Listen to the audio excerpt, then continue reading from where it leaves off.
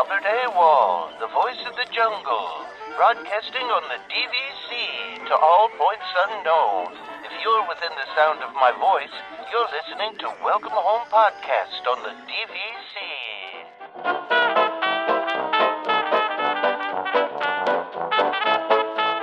Hello and welcome home. This episode of Welcome Home is brought to you by DVC Resale Market. Thank you for joining us on episode 362 of Welcome Home, a Disney Parks and Vacation Club podcast. I'm Tom, here with Trevor. How's it going, Trevor? Hey, pretty good. So what? Oh, yeah. I was going to say, you're like 2 weeks out now from your trip, aren't you? I am, yeah. It's coming up real fast. It's sneaking up on me, honestly. Yeah.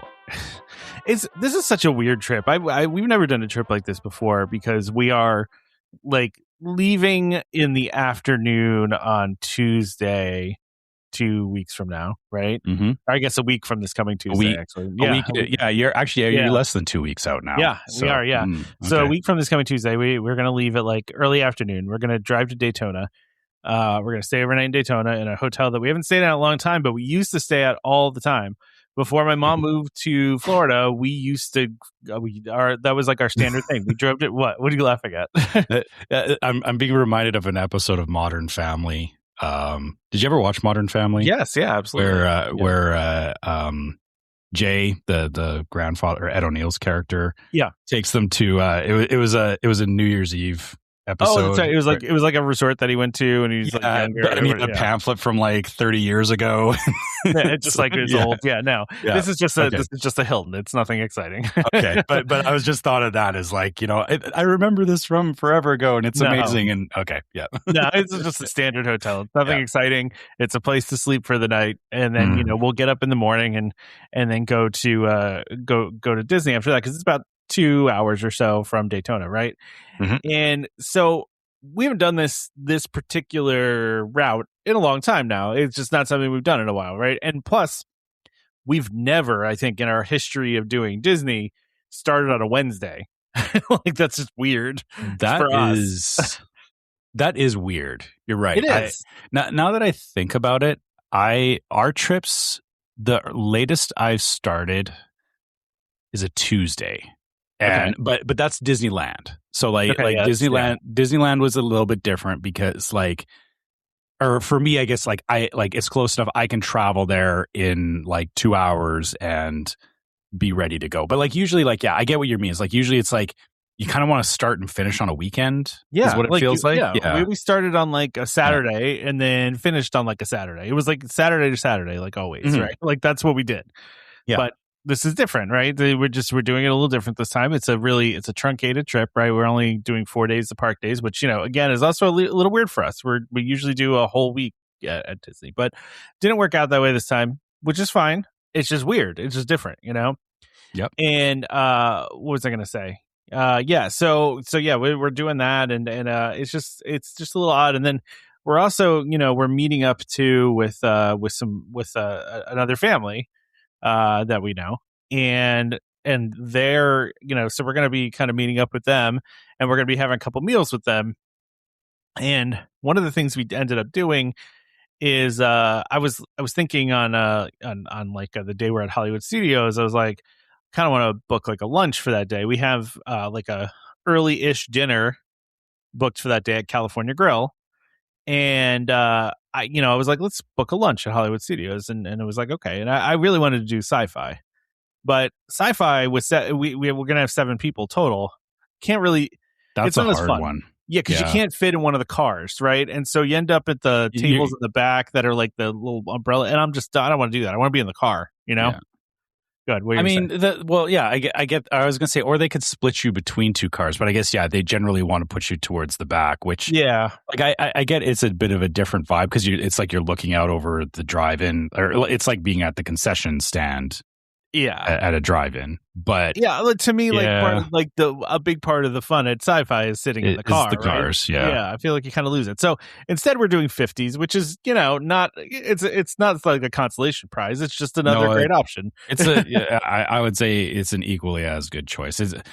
Prime times are more go-to default in recent years. Like we really just we've been to sci-fi multiple times, but then we started going to primetime, and we were like, I just like the vibe more.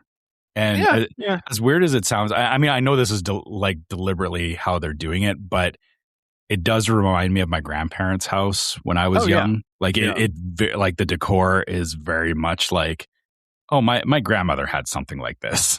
Like, yeah, that's what it is, right? Yeah. I mean, we're doing 2 restaurants that have the mean waiter waitress thing going on, right? Because between that and Whispering Canyon. Yeah, we're doing Whispering Canyon too, which I'm excited about. You know, I 50s is still is to your point, Trevor. I love 50s. We've done 50s so many times.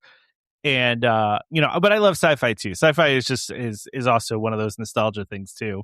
But I will never forget, and I probably told this story before.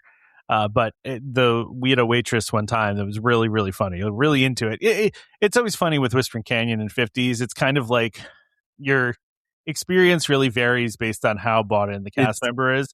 It's like the skippers on Jungle Cruise, right? Skippers on Jungle Cruise, the guide on a great movie ride. Like it's very, your experience is very dependent on their skill level, right?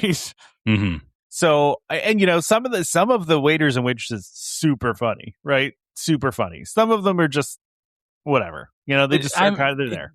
You know, it's like I guess it's not to you know judge it like you know everyone has to be like top tier all the time, but sometimes it's just people bring different energy to it, and it's not always matching the energy that you want, which but there was one time where my daughter was really young. She was maybe, I don't know, 6 months old, right? She was really young. We were there.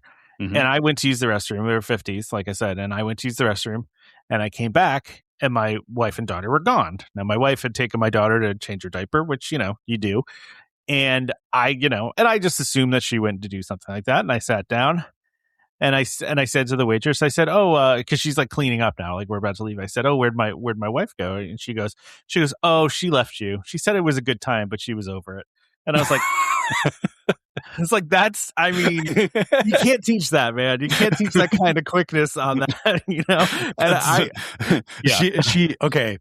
The fact that it was like the end of the meal, and she had no reason to do that. No, it was over already. And it was great. I mean, I died laughing. I was just like, good. I was like, man, but that's the thing though. Like you have to have those kind of quick, you know, kind of comeback skills. You know, when you do those, and I mean, we've had similar experiences at you know, Whispering Canyon, where we had gotten my sister-in-law had gotten on the unlimited milkshakes, and she kept getting new flavors, but not finishing the previous flavor. So by like the third one, the waitress brought out like the tiniest mason jar ever of it, and it's just so fun. You know, it's like a little thimble size. Yeah, it's just the tiniest mason jar you can imagine. And then another one she brought out, she had tied the straw at the bottoms and put the straw in. And so she kept trying to drink it, and there was nothing coming out, and she couldn't figure out why until she pulled the straw out. Like that kind of stuff that is, you remember that stuff forever. And that's why, you know, we keep going back to places like Whispering Canyon and 50s. But, you know, I'm looking for, it's so funny that, you know, that's the thing. It's just the waiters and waitresses being, you know, silly with you and doing, you know, funny things to you. That's like, it's funny that's a thing. Yeah. Now I have a question you said you were traveling with another family. Do they know? Yes. Yeah. Okay. Yes. I was gonna say, is this a family that is like familiar with Disney and these restaurants in particular, or? So they're only going to be with us for actually 2 days because they're actually Florida locals that are they're DVC owners and annual pass holders. So they're very, very. So they're okay. Yeah. So because I was gonna say that's actually kind of the other part of it too, is like, you know, going and having those interactions with your family is fun, but when you get to do it with like people that I guess, you know, even you know having 2 families together, it does change how the interactions go and everything. But the fun part for me is always when it's like you can tell somebody that like has walked into that environment and they don't really know, they don't understand what's going on, or they're like the confusion that comes from it is always fun to see, right? Yeah. Like, oh yeah, yeah. It's like when being in on the joke. Yeah, like one time when we asked for a straw at Whispering Canyon, she came over and like dumped a whole box on the table and just walked away without comment. It was hilarious. Like that kind of stuff is so fun. And like just literally just throws a whole bunch of straws on the table. Like, and obviously the ketchup thing is always fun too. But at Whispering Canyon, but 50s is got the same kind of vibe, just in a different way. But yeah, I'm excited that we're doing both of these. I haven't been to Whispering in a while. I'm trying to think of the last time we went to 50s. It has to be 3 or 4 years now. So wait, you said you're doing Primetime and California Grill in the same day. But we're doing a very early prime. We're doing like 11 o'clock for prime time. Oh, okay, but okay, I was gonna say because my experience with that is I once tried to do Via Napoli and then Garden Grill, and that was a huge mistake. It was like, or actually no, we did it the other way. We went to Garden Grill, which was like hey eat all you can kind of thing, right? Family style, and then we ended up with an early reservation at Via Napoli, and I did not consider how big the pizzas were at Via Napoli, and I was like, "Oh, this is I don't think I can eat this." I felt bad because like they were even like, "Can you want to take it to go?" And I'm like, "No, I'm good." We're doing a lot of dining this trip. Considering how short of a trip is, we have a lot of dining reservations, right? And which is fine. I like doing the dining reservations. Like we're doing Ohana the first night, which I also noted to my wife, I was like, I realized that almost all of our meals are all you can eat meals, like, which was not on purpose. It just kind of happened. You know what I mean? Like, silver lining is you're spending less on quick service because of it. I guess that's true. Yeah, but that's my rationale. But we're doing Ohana, and then when we go to Magic Kingdom, we're doing Crystal Palace for breakfast because we love Crystal Palace, and breakfast at Crystal Palace is great.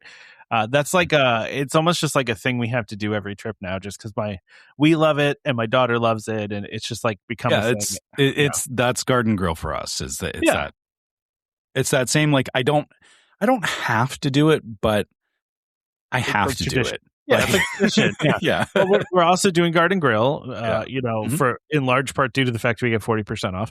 But good reason. Can't not do that, and you can enjoy the immaculate vibes of course, living with the land. Of course. Well, of course we're going to go on living with the land. I mean, come on. Yeah, but you do you go and you eat, and then when you get off, you go downstairs and you ride the ride, and it's it's perfect. Yeah. Exactly. Yeah. What else are we doing? Doing California Grill. We're doing 50s. Is that it? I feel like there's got to be more than that. I mean, that's a lot. I know. I feel like there was a lot. Yeah. I know. I feel like there was more, though. I don't know why. But yeah, for 4 days, it is a lot. I agree with you. Because we typically don't do more than one table service meal in a day. Like that's not something we do usually.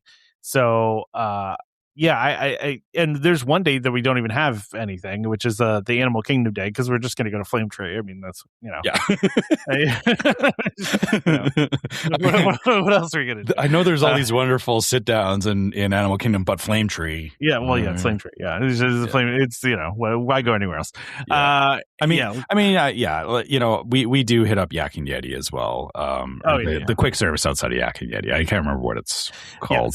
Whispering Canyon. Yes. So we have Whispering Canyon, and then we have prime time lunch at 11, and then California Grill at 5:25 the last day. So okay, that's not bad. It's a good gap. Yeah, you got lots of time to walk it off. Well, and prime time is not all you can eat, so that helps. No, but I mean the meals are still, or I guess they're depending on how you go. Like it's like I usually get the sample platter, which is like is top tier, and it's a lot of food. So no, you're right. I'm just looking at the menu at California Grill, and I was like, and I'm not. We've talked about this before. I am not a fancy person, right? And California Grill is really good, but I'm also just looking at the menu and going, nope.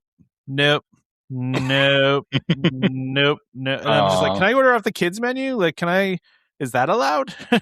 I mean, I don't think they would stop you. Well, it's also a prefix menu, right? So it's you pay the one price, and there's they'd be like, we're going to charge you as an adult, but you will bring you whatever you want. But I mean, listen, there's stuff on there I'll eat, and probably the menus. I mean, they change the menu fairly frequently there. So But yeah, so listen, the dining is always a big part of it for us. I have to tell you though, Trevor, I think the thing I'm most excited about is going to Blizzard Beach.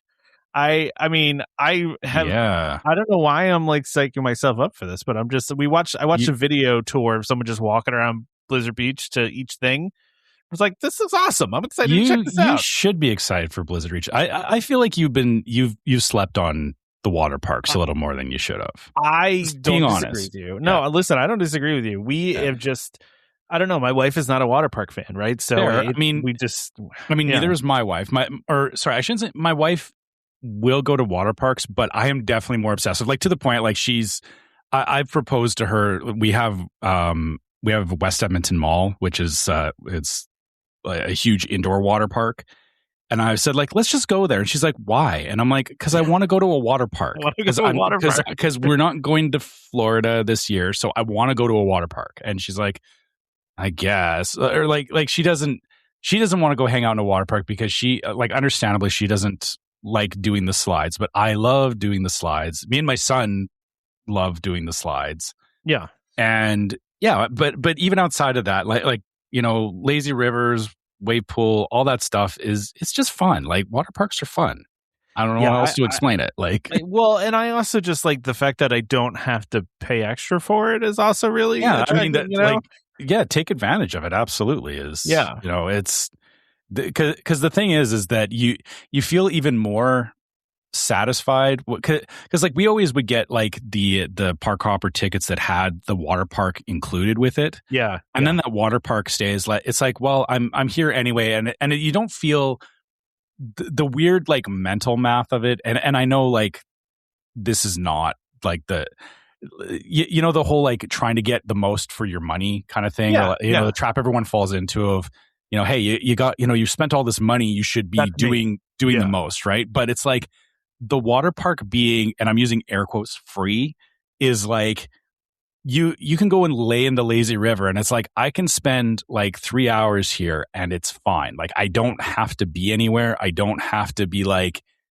it's just nice having that time blocked off where it's like, yeah, you can go and do the slides and everything, and like we usually do that. It's like we'll hit up like all the slides at least once. I usually do the racer, the carpet slides. I like those, so I'll do those a couple of times. But then it's like I'm just going to go in the lazy river. And that's probably going to be most of my day is lazy river, man. and that's like my wife did that too. Like there was one trip where I think she spent like a good 4 hours in there. We were there with my parents, and so like we were going around doing stuff, and my mom was staying with our stuff at the like where we had set up at one of the beach chairs, and my wife took off and was in the lazy river, and we were going and doing water slides with my dad and my son and everything. We came back like hours later, and we were like, has anybody seen Jen? And they were like, no. And so we started like, looking for her, and she was just she had done like multiple laps in the lazy river, and she was like, yeah, I was chilling, like yeah, that's great. It's good. Like you should do that. That's exactly what you should do. Yeah. And listen, I assume that the majority of my time at Blizzard Beach is going to be spent in the wave pool or in the lazy river, which is fine with me. I don't feel the need to go down crazy slides. Like I just kind of want to chill in the water, and that's good with me. Like, I don't need to do more than that. But, I wanted to kind of what? I was really hoping your daughter would convince you to go on Summit Plummet with her. But no, she was trying to. When we watched this video, she's like, she just wants to go up on the chairlift and then not do anything up there. And I'm like, we can do that. I mean, we can, just walk down, and after that, that's fine. There's the family. There's the tube slide you can take down. That's fun. We could do that. She's, I think she's going to enjoy like the kid slide area quite a bit. So like she'll have fun with that for sure. And then of course the wave. So, but yeah, I'm pretty excited for it. It's gonna be a lot of fun. But yeah, it is sneaking up on me. It really is. I keep kind of forgetting that it's coming up so soon. Yeah, it's weird how slow and fast the summer has been going. I know. Trust me, I know. Yeah. It is the end of July, but it feels like July took a lot longer than it usually does, but not. I don't know. It's hard to describe. Like, I agree. I know we're coming up on August, and it's like but it's like, oh, like how are we here already? I agree with you. I totally agree. So, Yeah. well, listen, we haven't talked about any news or anything so No, far. I mean, trip report stuff is valid. You know, we're talking about that. And you know, after you're done your trip, I'll throw this out here on the side is, you know, we have a fairly large trip coming up next year. I've been doing some planning. So we're going to have to talk about my planning at some point because I'm figuring out how to mix staying at Disney resorts and Universal and what it looks like for a longer than a week-long trip. Because that's the other thing, too, is that we're going for more than a week. So there's going to be some discussion there. But we can talk about that when you're back, of course. Yeah, absolutely. But yeah, let's talk about some DVC news then. I'm going to apologize for this first one, Trevor, just from the onset. You know, it's okay. I know I've said this before is, yes, you know, these contests are wonderful that, you know, Disney does try and, you know, do sweepstakes for people. It's always sad that us Canadians are never included in them. I feel like it has to be a legal thing of some sort. I don't know. It is. There is a whole thing with like how prizes work. And part of the problem is it's every province has their own legislation around how prizes work. And I think it's like Disney doesn't want to mess with like. They don't want to deal with it. If you win in Quebec, it's different than if you win in Alberta versus Ontario. So yeah. I get it. Yeah. But they're doing a Welcome Home Weeks sweepstakes. And as much as I would like to, you know, believe that they're, you know, naming this after our show. No, I'm just kidding. Yeah. Everything Welcome Home is clearly because of us. Yeah, it's obviously we didn't take that from them. But they're doing a sweepstakes for a spot on next year's member cruise. So it's a combo DVC contest and Disney Cruise Line contest, kind of. But you can enter for a chance to win a 7-night cruise out of San Diego on the Disney Wonder, which includes a deluxe ocean stay room for 2 guests, along with prepaid gratuities and port fees. So it's only 2 guests, by the way. Just want to mention that. I'd pay extra for people. Like, yeah, of course. You just got you just have to pay the extra. I'm just like, why wouldn't you like 4? But you know, whatever. But in the past, they've been doing these contests where it's like you just have to like watch some videos and stuff like that, and that's how you enter. This one actually takes some work. This is a photo contest, so you have to upload up to 3 photos. Let's see. What does it even say? Like, this article doesn't say exactly what the photos need to be about. It's just like. So I could take a photo of a bagel and... Well, no. Okay, so it says photos are judged based on 50% of the score is based on relevance to member experiences. So a DVC resort, member lounge, member event, or related event.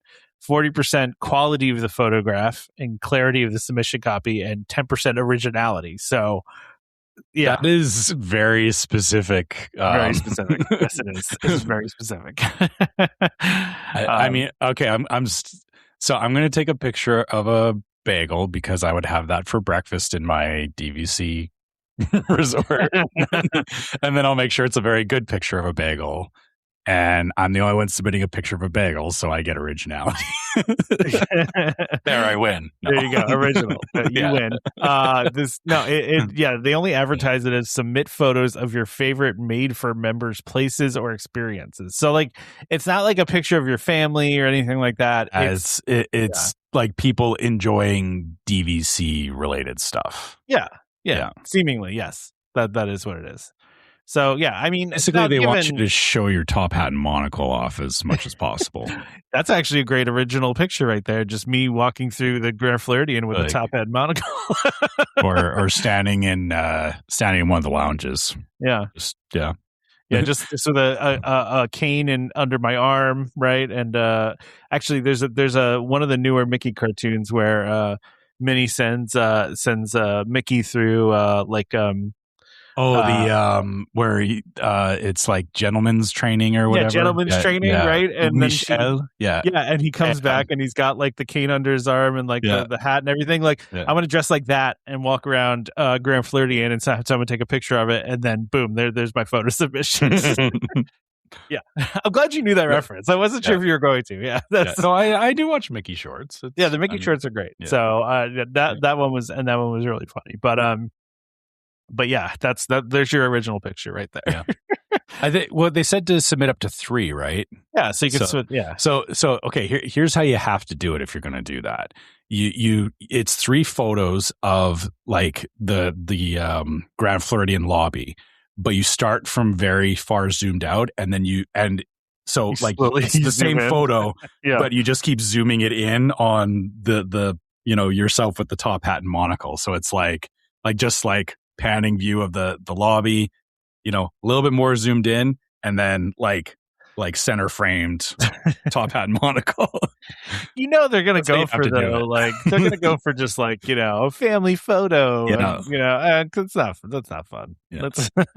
I feel like I would do that anyway, just knowing that I would not win the competition or anything. Do it. Like I'm sure someone would appreciate it over there. Like someone would have to laugh at that. Okay, right? That was creative and that's fun, but they can't.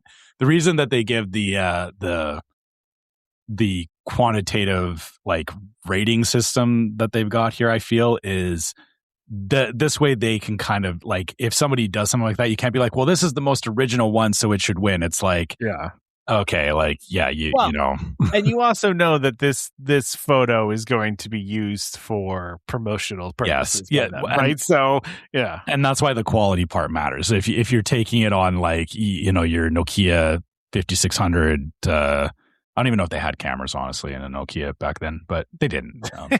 But yeah, if you're taking on like an old, like digital camera or something, it's like all pixelated. Yeah, that they don't want that. But no, they're gonna use this for advertising. So I feel like there is though some room for discussion on that with like quality, because like you could do a really well framed like Polaroid-esque photo. Like I've noticed that it's actually been a thing lately where people are starting to bring back more like retro cameras, but as digital cameras. So, like the photos you get out of it have that like, have that like exposed film kind of look to them instead of just being like a high quality digital photo. I feel like you could try and skirt around the quality thing with like, it's a very high quality retro looking photo. Okay. Right? You could do that. Yeah. You could do that. That makes sense. Yeah. Well, their statements I feel are a little ambiguous. Is I guess my thing. Well, they're doing this for Welcome Home Weeks, and Welcome Home Weeks are starting. It has started, and I'm going to obviously take advantage of this. Mm-hmm. And this is through August 26th, so it's a short little period here. It's just a month. But lucky for me, I'm going to be there during this time. I am looking at the complimentary ice cream. I'm going to see it says ice cream novelties. I assume that's going to mean a Mickey bar. It better mean a Mickey bar. I mean, how can it not Mickey be? bars and the strawberry fruit bars. Yeah, if it's just a strawberry fruit bar, it's going to bum me out, though. I want a Mickey bar. Hey, I always go for the strawberry fruit bars because I can't eat the Mickey bars. So some of us actually really enjoy the strawberry fruit bars. That's fair. Okay. Yeah. But so Magic Kingdom Wednesdays from 11 a.m. to 2 p.m. at Tomorrowland Terrace. Hollywood Studios Mondays and Tuesdays at 11 to 2 at Tower of Terror. Animal Kingdom Thursdays and Fridays from 1 to 4 p.m. By Upper Bradley Falls. And then Epcot, which is where I'm going to definitely get it, is Tuesdays and Thursdays because we're going to be there on Thursday from 1 to 4 p.m. at the DVC Discovery Desk in the Canada Pavilion, actually. And then over at Disney Springs at the DVC Preview Center from 11 to 5. Saratoga Springs, 11 to 5 at the DVC Preview Center. Riviera, okay, random, 1:30 to 5:30. And then over at Disneyland, Star Wars Launch Bay on July 28th, August 11th, August 25th, 2 to 4 p.m. Those are very specific times. Also, Aulani, Vero Beach, and Hilton Head will be doing this on a couple different days as well. So that's cool. Those are good places that you can go get these things. There's also going to be these character experiences, Trevor. Yeah. So at Disney World, at the Boardwalk, looks like August 4th, 5th, 12th, 13th, 17th, 18th, 26th, from 11 to 1 at the Boardwalk Dance Hall there. So I'm going to go check that out. That seems to be their go-to place for these character experiences. Yeah. And then Disneyland, July 22nd, which has already passed, so I don't need to mention that. August 5th, August 9th, 26th, 2 to 4 p.m. at Starview Station or Starcade. So And then also Vero Beach, Hilton Head, Alani, but you can go and look those up if you're going to happen to be at those places. But I mean, a lot of those have either happened or actually, yeah, I think the Alani ones have a couple happening in August, but Vero Beach is already passed. Yeah. Hilton Head is coming up this week. So I guess if you're at Hilton Head or Alani, you could possibly run into a character meet. It's weird that I mean, I guess I understand why they don't do it quite as much as they do like in the parks, or not in the parks, but in like Disney World. But it's like, it's weird that it's like just one day. It is, yeah. It's a little weird, yeah. But I get it. But then they have this welcome home wake up, which this doesn't actually explain what that is, and I kind of want to look up what that actually is. But it seems to be some sort of coffee event. Yeah. Specifically, it says, okay, there's one at Bay Lake Tower and one at Wilderness Lodge. Well, I'll be able to. I could do this even. I don't drink coffee, but from 9 to 11 a.m. I mean, I'll probably be at the park by then. Yeah, I was gonna say, are you like? I mean, I guess if you happen to, if it's like a break day, or maybe if it's like you're getting ready to, like, if it's or for me, like I fly out on Saturday, so like I could do this. I could see myself doing something like this if it was happening while I was there. Well, this trip is so short; we have no break days. Yeah, so, because from 9 to 11 a.m. Like, what am I? Yeah, like that's a couple of hours that I don't know that I want to just go spend in a lounge. I feel like it needs to be earlier than that. Like it should be like 7 a.m. to 11. Yeah, like that. That's after rope drop. Like, what are you doing? Yeah, that's what I'm saying. Like, who's rope? Come on, please. Yeah, like, come on, guys, do better than that. Yeah. I mean, I guess that's the point, is that DVC members aren't necessarily rope dropping everything all the time. So, well, some of us still do. There is a demographic that this appeals to. It's just not us, I guess, is the problem. Well, I'm also just like not interested, just based on like it seems to be a coffee based event here, and I could care less about this. Mingle with fellow members for coffee and a morning treat. That's what it is. Yeah, the only way I would do this is if I happen to be staying at Bay Lake Tower and I happen to have nothing else going on. Well, I am staying at Bay Lake. It's just, I doubt we're going to be, getting there that early. So, like I said, and have nothing else going on the particular day. Exactly. Like slim to no chance. There's a wine mixer that's happening over in the California and Alani, and a mobile order discount at Disneyland. We've talked through a lot of these stuff, but we got more details now. So the 40% off that I'm going to be using, very excited for that. Mm-hmm. I love 40%. I mean, that's just awesome, right? 40% off is great. And then, so the free candy and movie Into the Stars and stuff like that. So listen, we heard a lot about this already, but I just, there were some more details. So, interesting. Sorry, I just noticed this welcome home photo session. The extra information they have on this line is kind of weird. What does it say? So it's a free 15-minute photo pass photo session. So this is in Disney Springs, by the way. So you can go and get photos done. Registration required via this email address is being protected from. Oh, I see. I see what happened. This email address is being protected from spam bots. You need JavaScript enabled to view it. So I think DVC News tried to link whatever the email address you're supposed to use to sign up, and they got blocked. That's pretty funny, actually. So. Because I was reading, I'm like, what does this mean? But then I realized, it was how they tried to pull this information got blocked. Yeah. All right. Well, that's enough of DVC news. Yeah. Why don't we talk a little bit? I want to talk about this auction, Trevor, that's happening. Because I kind of want some stuff. I want to bid on stuff. So, okay, I guess this auction. Is this actually being run through D23, or is this is an official Disney auction? Okay, so they're auctioning off some really weird stuff. Yeah, so it's called the Disney Experiences Auction: Rare and Remarkable Finds. But this is just an example, though, Trevor. But yes, you can get the picture from the Fort Wilderness cabins. Or you can get a Disney 100 lamppost medallion from California Adventure Park. Yeah. Or you can get the bug eye glasses from Tough to Be a Bug. Yeah. Those plastic glasses that you got that are for $49.99. Now, this is an auction, though. Yeah. From a non-existent attraction that has been gone for a long time in Disneyland. Oh, well, no, Disneyland, in Disneyland, it's been gone for a very long time. Is what I'm saying. Yeah.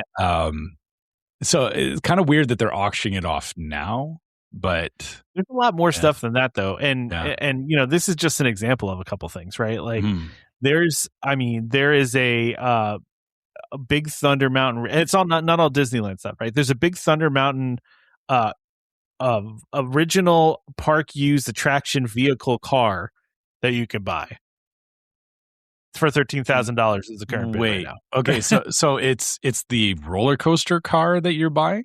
Yeah. Crazy, right? Like if I had $13,000 lying around, yeah, sure, why not? And I mean, do you have a spare bedroom that you're putting this roller coaster car in? I mean, listen, or is it just going to live in the living room? Like that's a secondary concern.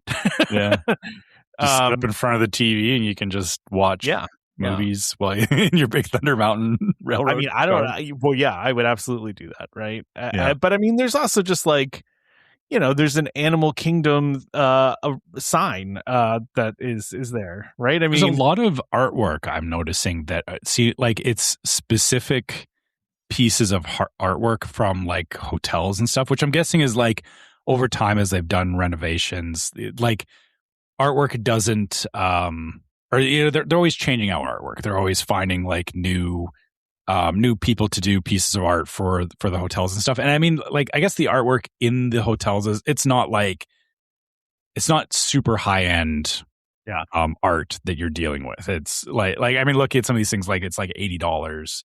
I like the one Trevor, you can buy the return bin for the 3D glasses from Muppet Vision 3D. Why? Why not? What do you mean? It's history. It's gone now. Where am I going to put that? I don't know. To collect your 3D glasses. Okay, fair. Yeah, you mean the Bug's Eye 3D glasses that you buy as well. Yeah, that's right. You can just put it. Come on, that's cool. I love that. That makes me I want that. I was actually, one thing that caught my eye was because it's a bit obscure. There's a piece of artwork that it's Dominguez Grove oranges, and so it was a piece of artwork that was in the Grand Californian Hotel. And the reason I know what that is that the Dominguez family they were the family that originally owned the land that Disneyland was built on. It was an orange grove, and they sold it to Disney. But part of it was they had a family tree that still lives in the park. It's actually they call it the Dominguez tree. It's near it's in Adventureland, and it's funny because it's like it's a weird like obscure thing that it's like. Unless you know the history of it, you don't know what that is. But I see where it is technically relevant to Disney, even though it's not like an obvious Disney thing. Like this goes back to our previous conversations about like things that, like having shirts where it's like it's a reference to something, but it's not always clear. Like this is my kind of stuff that I would go after. Is like a weird obscure thing that's like, oh, you have a picture of like a Dominguez oranges advertisement. Yeah, that's from Disneyland. Like, yeah. Okay, right? I mean, Trevor, you don't want a original park used Tomorrowland at Disneyland trash can for $2,200? Like, who doesn't want that? Ooh, I'm glad that my wife's not going to hear this episode for a couple weeks. It's a legit trash can with the Tomorrowland logo. My wife would want that trash can. And man, they have another. It would be cool, but again, where would I put that? Yeah, there's a Wilderness Lodge one. I would get that. That looks cool. There's actually not that much stuff in here. I don't know if they're going to add more stuff, but there's only like 2 pages worth of stuff right now. I feel like, I mean, it's probably one of those things that you won't see all of it until you're there, or maybe it's not meant to be a huge. Yeah, I thought that we had talked about this a couple weeks ago that it was going to be a pretty big one. So I thought we talked about maybe it. This isn't all of it. Yeah. Yeah, but I mean, there's a bunch of stuff. I mean, there's an exit to Tomorrowland sign that was in the park. I mean, Okay, there is a Polynesian Village Resort sign too. It's only $1,100. Oh my gosh. Do I have $1,100? well, that's just what the bid is right now, though. It's probably going to end higher than that. Yeah. Oh, you're looking at this Polynesian one? Oh, yeah. Okay, the Polynesian Aloha sign. Yeah, that's very nice. That's cool. I do like that. Yeah, that's an original resort use sign. Look at that. Yeah, these carousel cars are also they're equally as insane as the Big Thunder Mountain car, because like they're not like, these are huge. You, like, really think, I'm not seeing this. The Disney California Adventure King Triton Carousel. Why am I not seeing this? That's weird. I went to the because this is through Heritage I see it. Auctions, I see it. right? I'm sorry. I thought those were small figurines. No, those are full on. Those are full sized carousel seats. Oh my gosh! Yeah, that's pretty cool. I don't know what it would do with it, but it's cool. Or the mummy prop from Indiana Jones. I mean, like, that would be cool to have. It's only at $550 right now.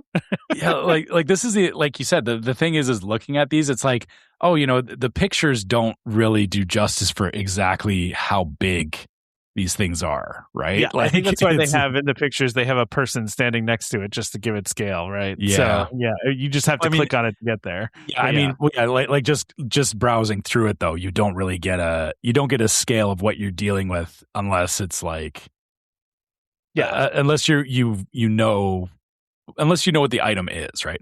Oh, they got the magic keys from the Disney store. Yeah. The Spaceship Earth exit sign is also like, it's such a basic sign, but it's also going for $4,600 right now, which is crazy considering it's just a Spaceship Earth sign. But I mean, I can kind of see that though. Like, yeah, no, I agree. I mean, listen, there's a Small World, like it's there's Small World prop flowers, that are currently at $3,200. So, I mean, yeah, that's crazy. And how is the Disneyland Haunted Mansion original park used Medusa glass slide from the 70s only at $700? That feels like a thing that should be thousands. I'm shocked by that. I feel like people don't know what that is, but no, like, how do you not know what that is? How could you not know what that is? Like, that's what I'm saying. Like, that's incredibly cool. That to me is one of the coolest things in here.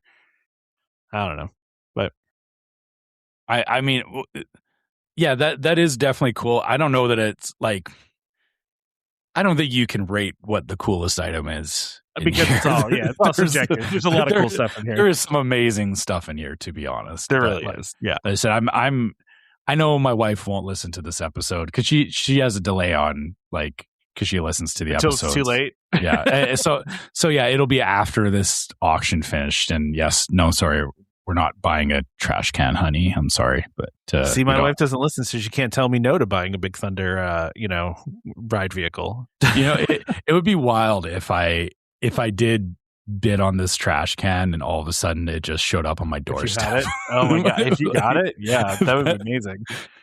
That would be hilarious. It's pretty good. I mean, it's especially if I didn't. I would just not say anything. I would just be like, check out our new trash can. Like, I would just open up and be like, oh yeah, it arrived. Look at this new what trash do you mean can. It arrived? Why does it smell so bad? Oh yeah, that's because it's like 25 years old. Okay, I'm sure they've washed it, and also this is not an Epcot trash can that's used as a dining table. Yeah. I mean, don't know. It doesn't look like it's in great shape. Yeah, Tomorrowland. I mean, those trash cans do get beat up in Tomorrowland. Yeah, the Smulders Lodge one's pretty cool. Honestly, I really, the thing I would want the most is the Big Thunder ride vehicle. But I'm not going to do that though. It would be crazy to do that. I mean, it's only $5,500 right now, but I'm not going to do it though. I can't do that. It's crazy. If Tom ever won the lottery, there would be signs. There would be signs. Oh, there's that guy. Like, there's a couple of people that like really collect like Disney park stuff. Like, I think Stamos actually does. John Stamos has the original sign and stuff like that. Yeah, like I would be that person. Like, I'd have a little mini museum of stuff like this. Yeah. Like, I would absolutely buy these things. The guest house is where you house all of your Disney paraphernalia. I think it was the director Guillermo del Toro that bought the house next to him and literally just made it a museum for all his stuff. Like, he has so much memorabilia and stuff that he just literally bought the house next to him and just filled it with all his memorabilia. It doesn't use it to live. It's just storage. Just a museum. It's just a museum of his cool stuff. Which, I mean, if you have the money to do that, cool. Yeah. Anyway, can't argue with that. Anyway, we should move on from this auction because yes, it is. We could just look it at is it very all day. cool, and wish we could do something about it, but it won't happen. So instead, do you want to talk about Kraft mac and cheese? I really don't. I want to actually read the ad first, and then we can talk about this. Okay, I'll leave it there so that everyone's confused on that segue. Yeah, that's just okay. You guys don't call it Kraft mac and cheese in Canada, right? Isn't KD. Okay, it's Kraft dinner, right? That's what it is. Yeah. Well, okay. KD. I mean, did you just call it KD? Yeah, like they actually even say it on the box now. It's just KD. We don't even call it Kraft dinner. Okay, hold on. Takes too long to say Kraft dinner, but you can do the ad now. The sponsor of this episode is not Kraft KD. It's DVC Resale Market. DVC Resale Market, a keyholder vacation company, is the leader in the DVC resale industry with 13 former Disney Vacation Club guides and 3 former Disney Vacation Club quality assurance managers. If you're thinking of buying DVC, browse the largest selection of DVC resale listings anywhere with DVC experts on hand 7 days a week to answer your questions. If you're thinking of selling, turn to the friendly professionals at DVC Resale Market, where over 98% of listings sell within 30 days. In 2025, DVC Resale Market helped over 4,400 families join or add on to their memberships. Go to dvcresalemarket.com/welcome home or call 1-844-DVC-PROS. That's 1-844-382-7767. And when you speak to them, be sure to let them know that Welcome Home sent you. This is a bit of an odd item, Trevor. I mean, it is and it isn't. Okay, so first of all, so there is a recent partnership that's happened between Disney Parks and Kraft Heinz Company, which Kraft Heinz is responsible for a lot of different things. Obviously, we were talking about mac and cheese, but you get your Heinz ketchup, Philadelphia cream cheese, Jell-O. Like it's a lot of it's a lot of stuff. Yeah. It's a lot of common things that you would see in your local grocery store and like condiments and stuff like that. And I guess part of the agreement is there will be new menu offerings and dining experiences at hundreds of Disney dining locations from Main Street USA to Star Wars Galaxy's Edge. So I can't wait to have my KD in Galaxy's Edge. Oh my god! I'll just ask for the Wampa KD. I guess I don't know. Is that? I'm not gonna lie. I thought that they were already like serving because I remember there was a time long ago when I was a kid that I seem to remember there being a partnership there with Kraft mac and cheese. Like, because I feel like I remember eating Kraft mac and cheese at like Liberty Tree or something. Like, I mean, you could be correct, and the thing is like I guess anybody listening to this is like, oh gosh, like they're just gonna push like you're just gonna get served like mac and cheese in the parks now, and they're gonna charge you $15 for it. No, but they're gonna use these things, and this is a typical thing that's been happening for as long as Disney has been around. That they do partnerships. There used to be a McDonald's partnership. There's a Starbucks partnership. It's just what they do. The funny thing is I feel like Heinz, Kraft Heinz is such a like household name, and and it's so common that when you're going to Disney, you kind of want to feel like you're getting something special and above what common is. Yeah. And I can see where people would perceive this as like, oh, like they're just getting the cheapest thing. I'm sure whatever they're going to do, it's it does open them up to being creative with these things. The one thing I will say is that, if they're doing stuff with like mac and cheese and whatever, it does give better opportunity to try and emulate these recipes at home. So, I mean, It's true. Like there is that side. And I mean, Cream like cheese you can use a lot of stuff too. Sorry. Yeah. And like the ketchup thing, like, I'll be honest, I don't pay that close attention to what kind of ketchup I'm being served at a restaurant, but I feel like Heinz is like 90% of the time, like the default ketchup, right? Well, like I'll tell you this too. Philadelphia cream cheese is the best cream cheese, right? Like, and I actually, it's funny because there was one time that I bought some cream cheese at the store that wasn't Philadelphia cream cheese, and it was like a different brand because it was on sale, and I was like, all right, I'll just buy it. Cream cheese is cream cheese, right? And I used it in something, and my wife goes, "Did you use different cream cheese this time? Because it tastes different." And I was like, "Yeah." She's like, "You didn't use the Philadelphia?" And I'm like, "No, I used this other brand." And she's like, "You gotta use Philadelphia." Like, I was like, "Yeah, I know. All right." Like, but it's funny how that is. You do kind of get brand loyal to some of those things, and you just get. I don't know if you just get used to them, but I also just do think it's the best. So, I mean, I will admit, like we've done that too, where we've like even going to the grocery store, like we do buy Heinz ketchup.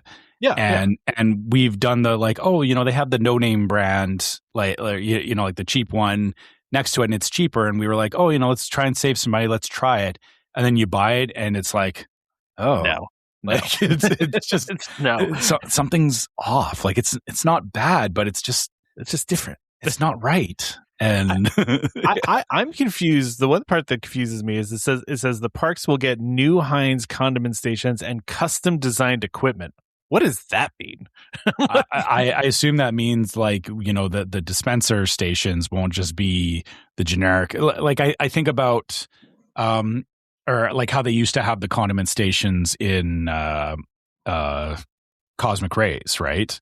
Yeah. Where what's the custom designed equipment part though? Is there like a new machine that mixes ketchup and mayo automatically for me? I'm assuming it's just clearly like branded. Like it'll be like the ketchup dispenser, but it'll have like the logos and everything on it that it's very clearly like, or maybe it'll like every time you squeeze it, it'll be like, "Thank you for using Heinz" or something. I don't know. Maybe the custom equipment is like the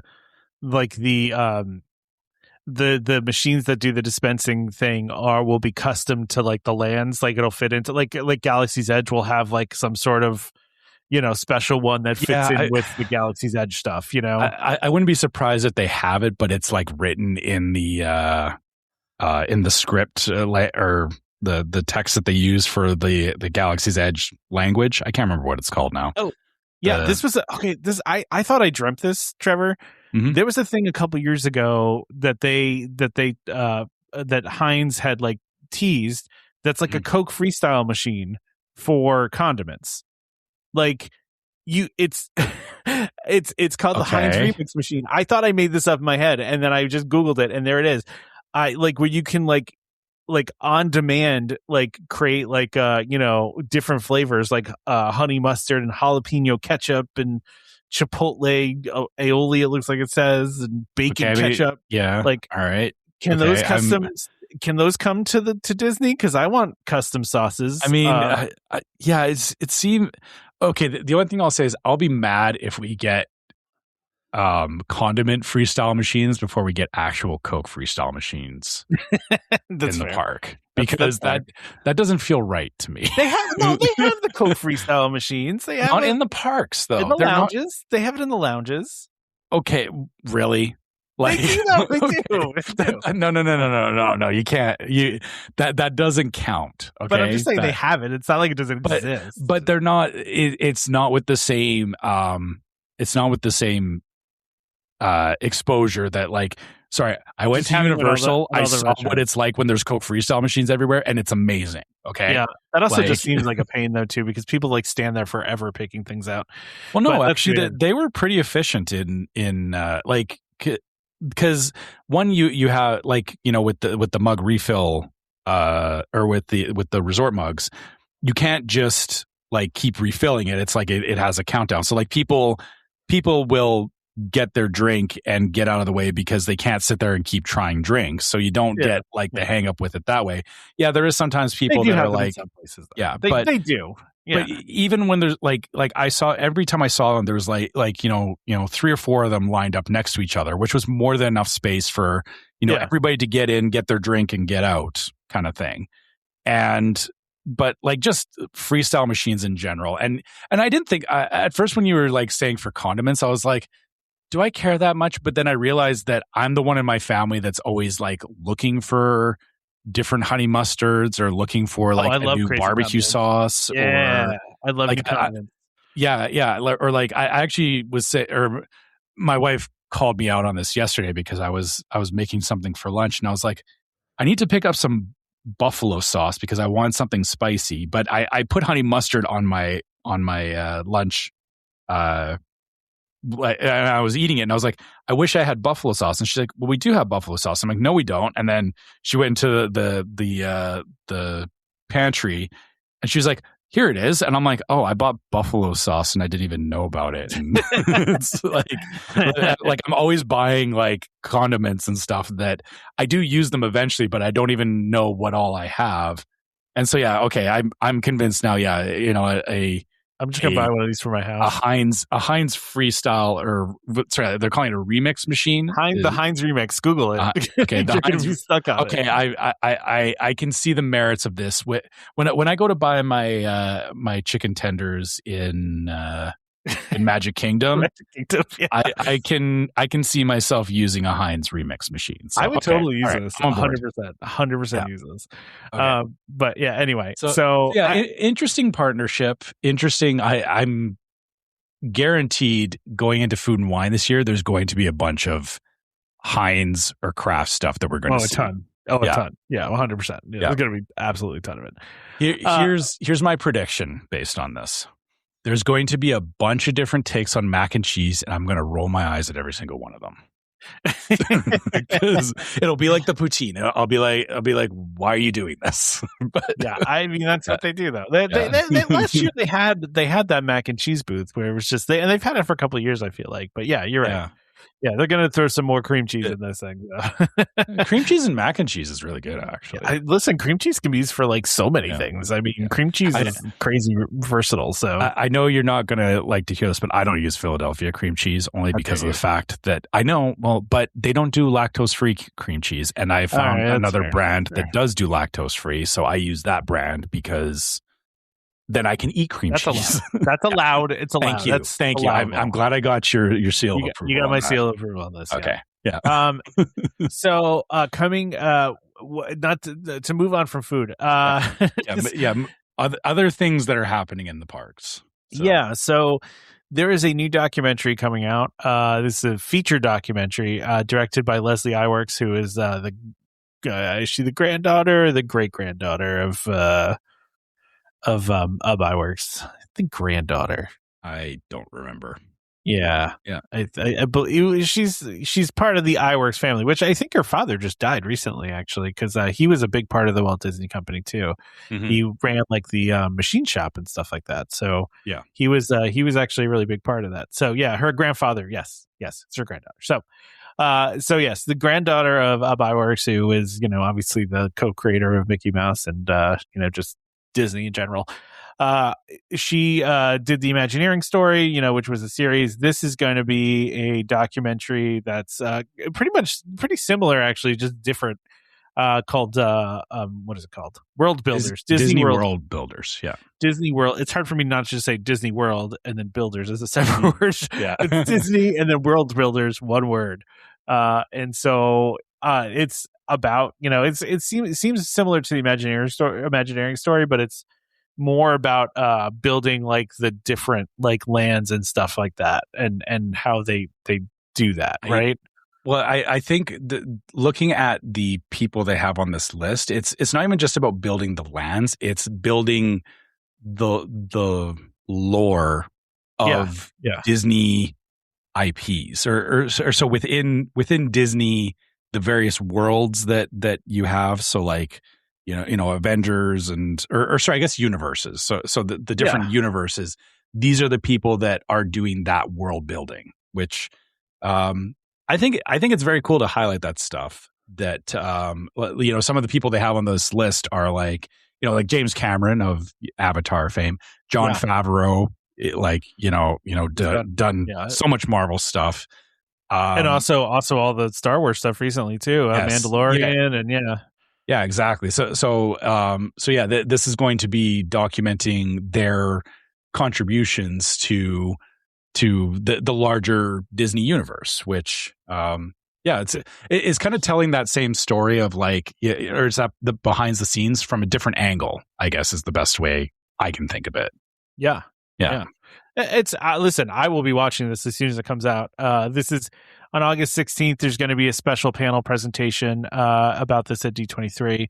But as soon as this comes out on Disney Plus, I will be watching this for sure. This is right up my alley. This is almost like I, in a way, feel like it's a sequel to Imagineering Story, which I've been waiting for, and so that makes me really excited.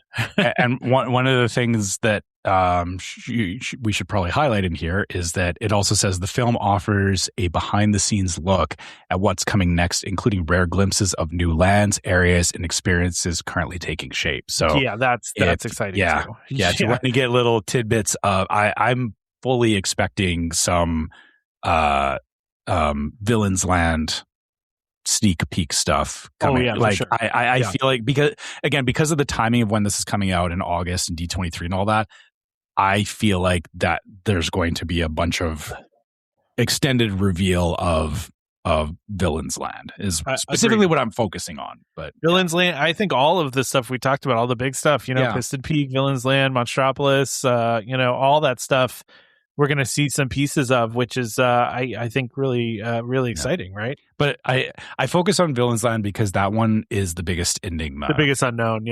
It's the one that we know the least about. So agreed. I'm curious. Yeah. I mean, we know like a little bit about Piston Peak. We know a little bit about Monstropolis. There's little tiny pieces we know of these things. So even Tropical Americas, like we have a lot more knowledge of those, whereas Villains Land has been just like, it's gonna be Villains Land, and here's a concept of it, but it's like, here's a bunch of dark stuff, and there's a coaster there probably, and it's gonna be moody. Like we don't know anything else other than that, right? So the hard part is that my head keeps going to Dark Universe, where it's like, I'm like, oh, it's gonna be like Dark Universe. No, it's not like. It's stop thinking that, but I need some point of reference to stop thinking that. Well, because we don't know. We really don't know. So, I will definitely be watching this when it comes out for sure. So, and I don't know, Trevor, is that something you would watch? I know you're spoiler averse, but I'm not opposed to it because it's not like these high concept things are not like I don't mind seeing like previews and like the high level boilerplate stuff of like, here's a land that's coming. What I don't like seeing is the specific experiences you get on a ride. That's what I'm adverse to, is like I guess a good example is like Hagrid's coaster in Universal. You can see it like, you see all the videos of it where it's just like, oh, you see the bike going by on, or the coaster going by, and it's like the motorbikes and everything, right? Yeah. But there's more to the ride, right? And I'm not going to spoil it for anybody that hasn't known it, but like after I rode the ride, I was like, oh my gosh, I'm going to watch, ride throughs of this because I now know what else is in the ride. But they do a really good job of hiding it from like it's not obvious at all. And that's what I like not spoiling for myself is, getting on the ride and experiencing those elements. The previewing a land thing, I'm like, okay, I'm going to like, you can't avoid that. And honestly, I don't mind. I don't mind being enticed by that stuff. I just don't want the details. I get that. I get that. All right. So we'll check that out in August when it comes out, for sure. But Trevor, it's Halloween now, pretty much. I'm only offended because you didn't find Christmas stuff. I feel like if we're into July, you should be talking about Christmas by this point, not Halloween. Yeah, I feel like I also need some like Halloween sound effects of some sort. Yeah, I mean, I don't even know what we could do. Like, are you talking like just generic Halloween? Yeah, just like maybe some lightning crash in the background, and like a wolf, I was thinking those bad, like the little ghosts people put on their porches where you walk up and it's like the distorted, like, but it's like, yeah, that's what I was saying. Yeah, like yeah, it's something like that. Yeah, just some background, like and listen, for those that don't know, I mean, if you don't know this by now, Halloween starts. I mean, what, like next week? Yeah, I was gonna say it's next week. Like it's like first week of August that it starts. Yeah, it basically is starting in the next 2 weeks here. So it's they got to start talking about Halloween stuff. So we saw some of this. They gave us a preview of some of this holiday merch, like the vampire Stitch, which I'm going to be buying as soon as it comes out on the 27th, assuming that it's available on the Disney store. This is going to be purchased immediately because my daughter requires this in her life. So because it's awesome. This is a really cool one. But let's see. I mean, I like how you skip past the bubble wand. Yeah, because it's a bubble wand. You know how many bubble wands I've been through in this house? Yeah, I get kids enjoy bubble wands, but I don't know. Also, why are Mickey's feet so long in this? Can we talk about that? Well, I think it's supposed to be because it's like vampire. I get Mickey. it, but I think he's supposed to have like fancy shoes on. It's got goofy feet. Yeah, yeah, goofy size feet. Now that you pointed out that the dimensions of Mickey are very weird on that bubble wand. Yeah, it is a little odd. Did the bubbles come out of his head? Because that's also weird. But where else are they coming out of though? I agree. They have to, right? Yeah. I will say these Chip and Dale Urapocha-chan plushes, they're in Disney Store Japan. They are so incredibly cute. They are very cute. I agree. Yeah, I hate that these things are international. that like we can't get them though here. You can. Yeah.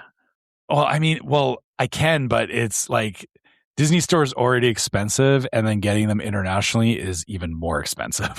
So I thought they were bringing it here. I thought that was what they were doing. Well, to America, not to you. We don't have a Canadian Disney storefront. It all goes through the America site, which we end up paying extra for it, which sucks. Yeah. And I wish that they would like not do that. About that. Yeah. Listen, the Stitch plush is adorable. The Winnie the Pooh Halloween countdown calendar, which is a big Winnie the Pooh plush with, and if you've seen these countdown calendars before, although it only has 13 pockets though. It's a 13-day countdown. Okay. Weird. So I get it, but interesting choice. This Donald shirt is kind of weird, actually. The colors on it are odd. His hat looks like cotton candy. I'm not cotton candy. Candy corn. Yeah. Okay. I was thinking it was giving me more like Alice in Wonderland, like the checkerboard. Yeah. I can see that. But yeah. The color scheme. You're right. It's very like candy corn, but it's a weird color palette because like even Donald's shirt is orange, and it feels unnecessary. Did you candy corn? You candy corn fan? fan? I hate it. Yeah, I thought so. We talked about this before. I just gonna remember. I don't like candy corn at all. That's a love or hate it kind of candy. It's like you either really love that or you hate it. I actually am probably lean towards hating it, but I'll eat it. Just to remind myself that I hate it. You know what I mean? I tried it at multiple points when I was growing up, and every time it was like, ew, no. And I just decided like this is not for me. Like I will give away my candy corn, and I'll trade people for rockets for candy corn because I guess they're called Smarties. Yes, where you are. Yes, yeah. We've had this conversation. Yeah, but like I'll trade like rockets are also like. They're a candy you get way too much of, but I would always trade my candy corn to people for rockets because I'll take rockets over. I don't do Smarties. Smarties are not something I like. But you see, if we got Canadian Smarties though, those were premium candy. I had those because you sent them to me and they were good. Yeah. So there's some other Halloween shirts in here. I think we saw these previously and talked about them in a Spirit jersey and such. Okay, and then there's that family PJ set. We definitely saw that in the preview. Yeah. But then there's Halloween Crocs, which are a lot. The Mickey pumpkins on the front are really they light up. Yeah. They light Oh, up. do they? Okay, well, They that do. changes it. That makes it cool. Yeah. I mean, I'm not a Crocs fan. My daughter likes Crocs and my wife likes Crocs, and I'm not a Crocs fan. But these look pretty cool if you're, into that sort of thing, I guess. Yeah. Right? I don't find them like I use Crocs for like gardening, but I don't wear them anywhere else because I don't find them that comfortable. So yeah. I've never understood, because every time I've seen them or like tried them on, I'm like, these are not comfortable. Why do people say these are comfortable? I don't know. But I mean, if you're doing the Mickey Halloween thing, you can definitely accessorize with a pair of light up Crocs. Yeah.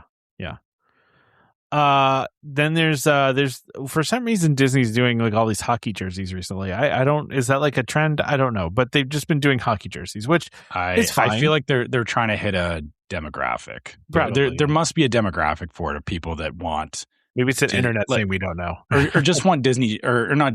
Like I feel like maybe there's just like a trend of like jerseys where like you can put anything on a jersey. Really, it doesn't have to be just sports, right? And I feel like Disney's capitalizing on that. So yeah. Okay.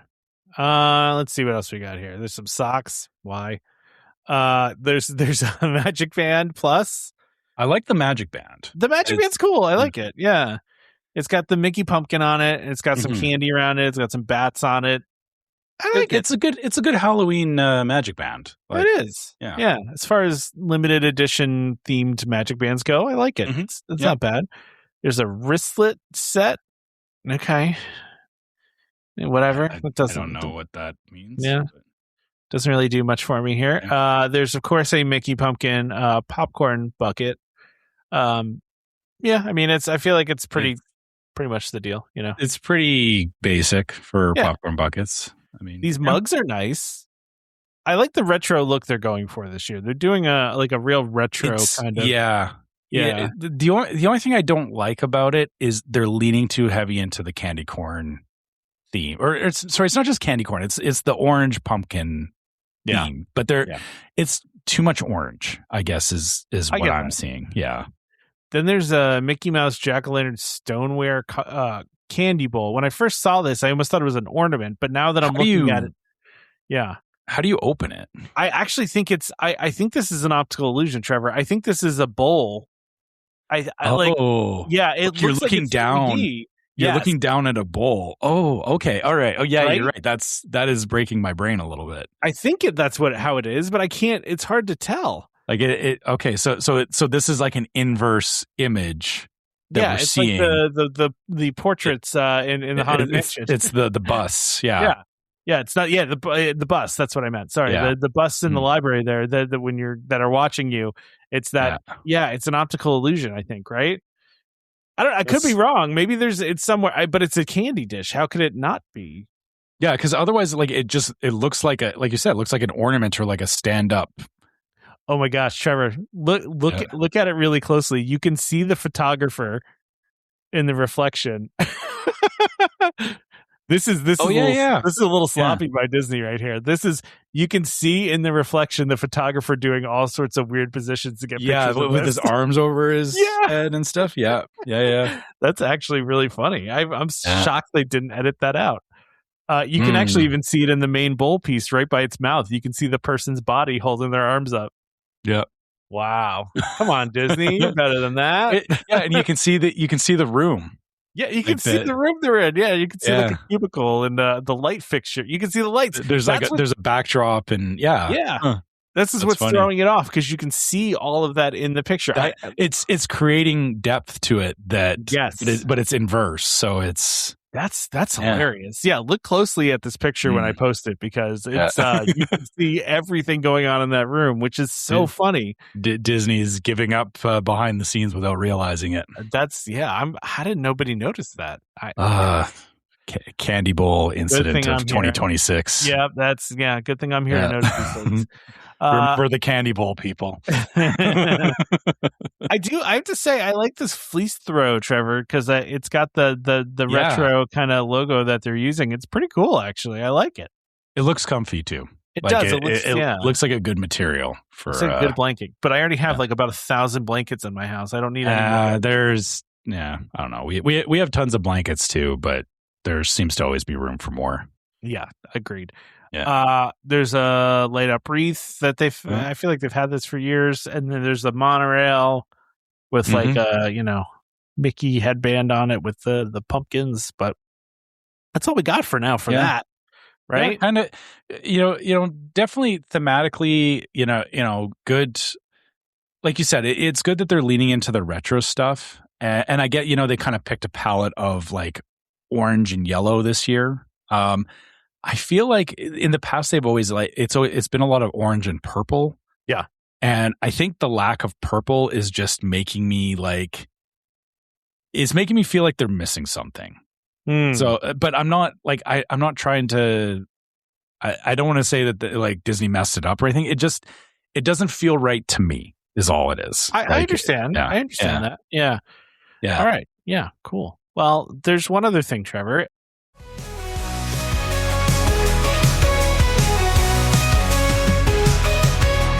What time is it? Food time. What time is it? Food time. Foodies are here, so our mission is clear. It's food time. Food time. Team food is ready unless it has dairy because it's food time. Food time. With Tom and Trevor, this will take forever because it's food time. Food time. Food and wine. We have the time because it's food time. Food time.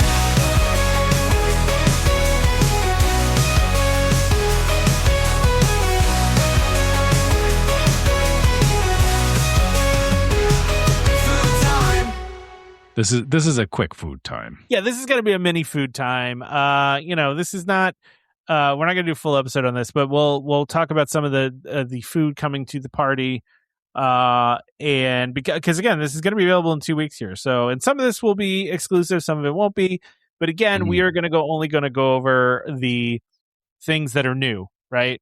So, over at Casey's Corner, Trevor, you want to start there? Well, I'm trying to find where it labels what's new and what's not. There's a little circle in the corner that says new. I was trying to do the same thing. They're doing it in the picture now. They changed the format of these. Yeah. Oh yeah. Okay. Yeah. Okay. Yeah. So the only new thing at Casey's Corner is the Headless Horseman treat. Okay. Which is a pumpkin pie tart topped with whipped cheesecake, caramel spiced panna cotta, candied pecans, and marshmallow buttercream flames.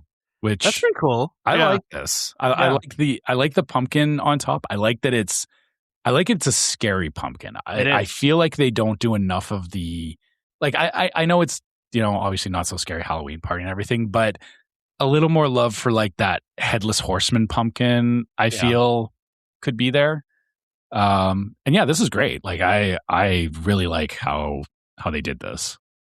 Agreed. I'm not a pumpkin fan, but this looks cool. I think it's a good effort for sure. So just moving on to Main Street Bakery here though, nothing new there. Same as what they've had, which is a Mickey cinnamon roll and a cheesecake. So nothing new there. Also at the Plaza Ice Cream Parlor, pumpkin sundae, the same they had last year, so that's nothing new there. Good.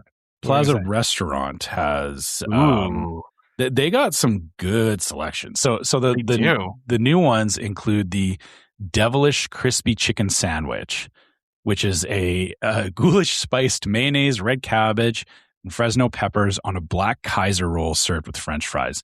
That Kaiser roll looks awesome. It looks so good. It does. And you know what it is that it's a very dark color, but they're not using like that black color that they've used in the past. So it's more of a dark brown than it is. Yeah. It's giving that aesthetic of this looks evil, but it's not like squid ink black. It's like chocolate brown more. Yeah. But it looks delicious. It looks burnt, but it's but not in a bad way. Like it's I don't know how to describe it, but yeah, that like a spicy chicken sandwich. Always welcome. Yeah. Always welcome. Yeah. And I do have to put a shout out to the skull meatloaf. I love The returning skull meatloaf, which the aesthetic of that is just top tier. Like, it's excellent. Yes. Yeah. I feel like they just make this by somebody's like forming it with their hands, and they just stick their two hands in for, like their two fingers in, The eyes. just they make eyes with their two fingers, hopefully gloved, I assume. I assume they have a mold for this, and they're cooking the meatloaf in the mold. But that's not what I'm imagining in my head. I'm just imagining some intern in the back is going, yeah, did you poke all the eyes in the skull meatloafs? Oh yeah, I'll get on that. Okay, now I have to know, how do you feel about pecan? I know it's cheesecake, but how do you feel about pecans in your I'm desserts? not a huge pecan fan. Not a huge fan. I don't mind cheesecake though. I don't reach for cheesecake like normally, but like if it's a kind of cheesecake that sounds really good, I would have it. And truthfully, everything sounds good in this to me except for the pecans. Right. But it is a phantom pecan caramel cheesecake, which I don't know what makes it phantom. I don't either. I was wondering the same thing, but yeah. Which is it's layers of New York and caramel cheesecake with dulce de leche, chocolate ganache, and pecans on a chocolate crust. I also will say pecans and pecans. I don't have a particular way to say it consistently, and I will do it both ways. Either way gets across the point of what you're trying to say. So agreed. It's fine. Yeah. So yeah, moving down. Yeah, anti-gravities has the usual stuff. Lunching pad. Hello, lunching pad. You've gotten my attention with a cake pop. Wow, that's hard to do because it's cake. Yeah. It's a cake pop, right? Yeah. So this Hades cake pop is very cool. Mexican hot chocolate cake with popping candies dipped in chocolate with blue marshmallow fire. That's pretty cool. It looks so neat. Yeah. Like it's with the little skull on it, and it's Mexican hot chocolate cake too. That sounds delicious. I normally don't care about cake pops, but like this is eye catching enough that I would be like, oh, hello. Like, by the way, this is a party exclusive. Yeah. It feels a little weird to have. This feels like a Frontierland thing, not a lunching pad thing in Tomorrowland. But that's neither here nor there. Yeah, I feel like they're just trying to spread stuff out around the park. I get it. Yeah. I mean, and Hades, like the interesting thing is, like, Hades doesn't fit anywhere really. Like, are they? Yeah. He can be put anywhere in the parks because there is no like designated area that there should be Hercules stuff, right? That's true. I mean, really, I feel like maybe this is a preview towards villains stuff, right? It's not even though, like, it's not Hades like from like Hercules though, because there's a skull on it, right? I mean, I don't know. But it's the blue hair, like that. Yeah, it's the blue hair. It's just the skull piece is what's throwing me off, I guess. Did he have skull motifs on any of his stuff? Not really. I don't think. I have to search for Hades Hercules because I've been playing. Oh no, he's got a skull on his robe. Okay. Yeah. Okay. Yeah. All right. Fair. Yeah. All right. I have to search specifically for Hades Hercules because I've been playing the game Hades 2, and all of my stuff is like that I've been searching for lately has been around Hades 2. So yeah.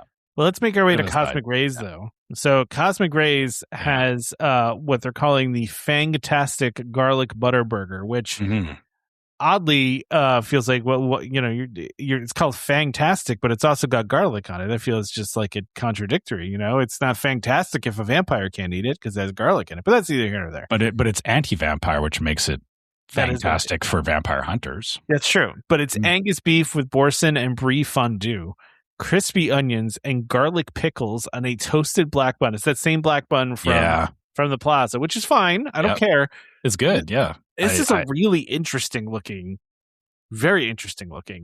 sandwich. The boursin and brie fondue is really doing a lot of work here, I feel. Because there's like a lot of it too. Yeah. Like it looks like there's a lot. And I almost, the crazy thing is I actually feel like I would want that on the spicy chicken burger instead of on a beef burger. Right? Like interesting. Yeah. Like it feels like it might be a little bit misplaced, or like maybe I'll buy both burgers and make a Frankenburger. You switch them up, like you do a chicken and burger. Make a Frankenburger, right? Yeah, just put it all together, and there you go. Right. That's the only thing new, and that's a party exclusive, by the way. That's the only thing new at Cosmic Rays. They do have sweet and spicy chicken strips and a mini witch hat and an Oogie Boogie slushie, but they've had those. Those are not new. Cheshire Cafe, which is that little stand that's right next to where the tea party is, right? Where they I feel like the Cheshire Cafe doesn't get enough love. It doesn't. It has those tail things or whatever they are. The cattails. Yes, those are so good. If you never had one of those, they're delicious. Yeah. But they have the Queen of Hearts tart, and this is available at all times, so I could actually get this if I wanted to. But it's a tart with sour cherry pie filling, and it has the Queen of Hearts on top of it. So it's a fairly straightforward dessert here, but I was with it until the cherry pie filling. Really? I don't do cherry pie. Like that's I love cherry pie. If it was like anything else but cherry, I would be interested. Yeah. All right. That's fine. Okay. I get that. This is also going to be available, by the way, over at Storybook Treats, along with the returning Ursula cone, which I believe was a big. A lot of people were really into it. Yeah. It was a big hit because it's like a black cone and has purple ice cream and has like this cool kind of flourish of cotton candy that's like her hair. It's pretty cool. Yeah, it's a really neat looking one. Now, go ahead. Going to Friar's Nook, there's nothing new there. Yeah, nothing new. I mean, just returning things. Bowl of Bones is back. Jalapeno, Haunting Jalapeno Tots, the Not So Poison Apple Donuts, and the Buffalo Chicken Hand Pie. I could go for Buffalo Chicken Hand Pie. I would go for Buffalo Chicken Hand Pie. I love Buffalo Chicken. But now going on to Be Our Guest. So Be Our Guest actually has a couple of getting in on the action here. Yeah, which is I can't remember the last time that I saw Be Our Guest stuff on these rundowns. Didn't they do some stuff for like Christmas last year that we talked about? Yeah.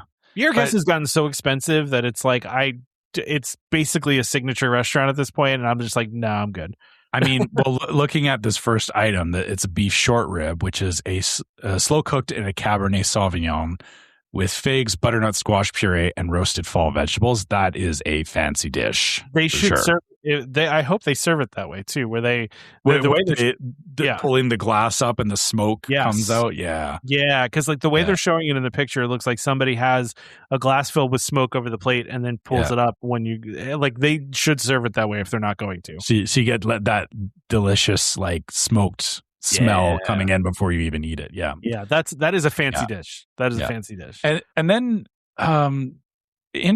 it's interesting. I forgot that they serve liquor at Be Our Guest. Yes, but there is an apple cider margarita, which is Teremana Blanco tequila, Grand Marnier, and apple cider. I love apple cider. This actually looks really good. I would drink this. Yeah. All right. Yeah, and I'm not a big drinker, but I like a margarita here and there. Yeah. By the way, it does not say this is available to all party guests starting at 4 p.m. Okay, so it's only during the party that this that's weird. Having to make a reservation of Be Our Guest or I guess, okay, if it's at 4 p.m., so it's like dinner before the party starts. Yeah. Okay, I could see that. You like plan for dinner and then go and do the party. Okay, that's fair. Yeah, you'd have to do it before the party, or else you're wasting time. Right? Yeah, exactly. Yeah. I wouldn't want to do this like right as the party was starting or anything. Yeah, and then you have Cinderella's Royal Table is doing the same thing, but they have a chicken cauldron, which is black truffle sauce, root vegetables, and potato pumpkin puree. Also looks very fancy. Then they have a bunch of returning stuff from last year, like the supernatural shrimp, which has very much has Beetlejuice vibes.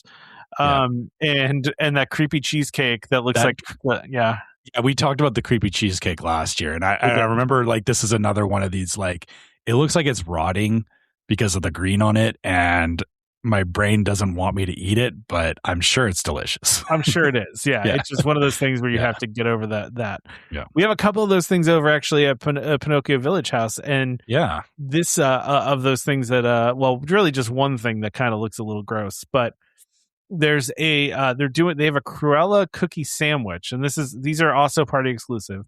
It's a chocolate cookies filled with raspberry ganache dipped in white chocolate and sprinkles. The top of it basically just has like the Dalmatian print thing going on. It's like Corella's coat kind of thing. Yeah. It's cool looking, I have to say. Flavor wise, whatevs. But it doesn't. That is entirely an aesthetics thing. It doesn't look like it's doing much beyond that. Yeah, I want to talk about this chicken sandwich though, because this chicken sandwich looks delicious. What is this? Fra Diavolo chicken sandwich. Yeah. I've never had. I don't know what Fra Diavolo sauce is. I have no idea what that is either. But it looks. If it's that red sauce, it looks very spicy. You think so? Really? Yeah. Okay. That kind of red. Either it's a marinara or it's just like peppers. So, I want to know what's on top of that bun, though. It looks like some sort of like a garlicky, I think it's pesto. There's a basil pesto thing going on there. Yeah. That looks delicious. That looks a little too good for Pinocchio Village House. True. I mean, I guess we're used to like Village House being just flatbreads, but which they're guess, fine, But maybe they're trying to change up the menu, and you know, obviously this is only available during Not So Scary Halloween Party. But I'm curious, like you said, the pesto and everything it looks delicious. I'm surprised that I guess it's a ciabatta bun instead of the that Kaiser bun. But I feel like they could have done it on that black Kaiser bun that the other ones were done on. They could have, I do love ciabatta though. I do love a ciabatta and I love pesto. So that's I'm all for that. Yeah. Let's see. Scrolling. Okay, here we are. Sleepy Hollow is our next stop. Yeah, Sleepy Hollow, yes. So okay, we got Doom Buggy dumplings. Which I like. All right. I am in on this. Chicken dumplings with red miso gochujang sauce, furikake, and chili threads. That's very cool. It's going to be hot, but it's going to be a good hot. That looks good. I really love good. gochujang. Yeah. I'll be honest, I did not think I would be seeing gochujang anything in Disney parks, but you're seeing it a lot. They've been doing it a lot. I haven't, well, I guess maybe I haven't been paying close enough attention. I haven't seen a lot of it, I guess. Yeah. But by the way, I haven't experienced it. Sleepy Hollow is killing it right here. Yeah. This is all party exclusive, by the way, because they also have the Graveyard Hot Chicken and Waffle, which is a Nashville hot chicken strips, blue cornmeal waffle, and pickle ranch. Ooh. Which I mean, the waffle looks really cool. The hard part is you have to choose between the dumplings and the waffle. I don't think you have to choose. You can have both. You can just share, I mean, that gets real spicy real quick. That's actually true. That's a lot of spice. Between the dumplings and, the Nashville hot chicken, your mouth's going to be on fire. But maybe then the solution to that is you get yourself a Hatbox Ghost Pop. Yeah, that's another cool thing. Because that's the next new thing at Sleepy Hollow. And it's chocolate crumbs layered with a chocolate mousse and dulce de leche topped with blue crispy pearls and a chocolate piece, which, it's not the most complex thing, but it looks cool. It has. I just want to walk up to Sleepy Hollow and just be like, give me one of everything. Can I have each of these things, please? Yes, please. One of each. Thank you. Can I have them in this order as well? Well, it is kind of appetizer, entree, I guess you just get them all on a tray anyway. And you just go find a table. Yeah, exactly. Eat them. Exactly.